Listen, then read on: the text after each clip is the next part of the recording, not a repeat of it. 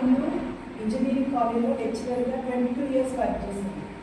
ఇక్కడ అందరికి పిల్లలు ఉన్నారు కదా, అవునా? ప్రతి ఒక్కరు ఒక ఫ్యామిలీలో అందరూ ఎక్కువ ఆలోచించే పిల్లలు కొరికి కదా. మీరు వాళ్ళ ఫ్యూచర్లో వాళ్ళు సంపాదిస్తారని ఇప్పటి నుంచి మీరు వాళ్ళకి మంచి ఎడ్యుకేషన్ ఇస్తున్నారు.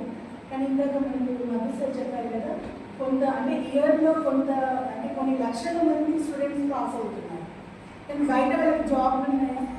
ఇక్కడ మనం ఏమనుకుంటున్నామంటే జాబ్లోనే మనకి ఇన్కమ్ ఉంది అనుకుంటాము, కానీ ఇక్కడ లీడర్స్ ఇక్కడ జాబ్లో అసలు ఇన్కమ్ లేదు. ఎందుకంటే ఇప్పుడు మనము నేను చూడండి ఇక్కడ 18 years చదువుకొని 22 years ఇంజనీరింగ్ కాలేజ్లో లెక్చరర్గా వర్క్ చేసి అక్కడ నా ఇన్కమ్ వచ్చేసి 23,000. అది కూడా 22 సంవత్సరాల తర్వాత. Starting salary 3,000, highest 23,000. అదే అది అంటే కాలేజ్లో లెక్చరర్గా చేస్తూ పార్ట్ టైం నేను బిజినెస్ స్టార్ట్ చేశాను.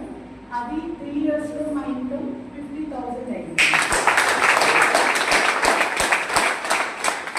ఏంటంటే నేను పార్ట్ టైంగా చేశాను. మా హస్బెండ్ డయాబెటిక్ పేషెంట్ ఉండే, ఆయన 22 years నేను ఆయనకు హెల్త్ ప్రాబ్లమ్స్ ఉండే.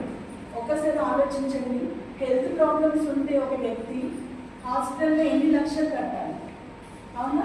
ఎన్ని లక్షలు కట్టినట్టు ఆస్తి అనేది తరిగిపోతుంది కదా.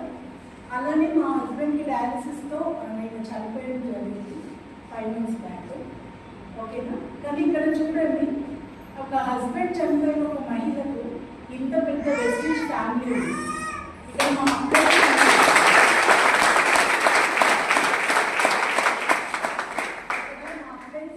మా అబ్బాయిస్ గ్రేట్. నేనైతే వాళ్ళ పేరు చెప్పకుండా ఎక్కడ కూడా మాట్లాడలేదు.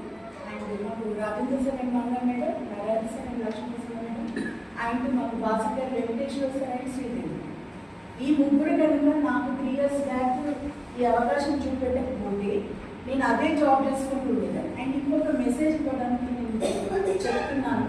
ఎందుకంటే ఇప్పుడు నేను ఒక 22 years నేను టీచింగ్ ఫీల్డ్లో ఉన్నాను. మా సార్కి డయాలసిస్ అయితే అక్కడ ఇన్కమ్ ఆగిపోయింది. అంటే 22 years జాబ్ చేసినా కూడా అంత ఎక్స్పీరియన్స్ అంత జీరో అయిపోయింది. కానీ ఈ 3 yearsలో నాకు వెస్టేజ్ ద్వారా ఏ రోజు కూడా ఇన్కమ్ ఆగలేదు. సో ఏమనుకుంటారంటే అందరూ ఇప్పుడు నేను బాగున్నాను, హెల్త్ బాగుంది అనుకుంటున్నాను, నా ఫ్యామిలీకి సెక్యూరిటీ ఉంది అనుకుంటున్నాను.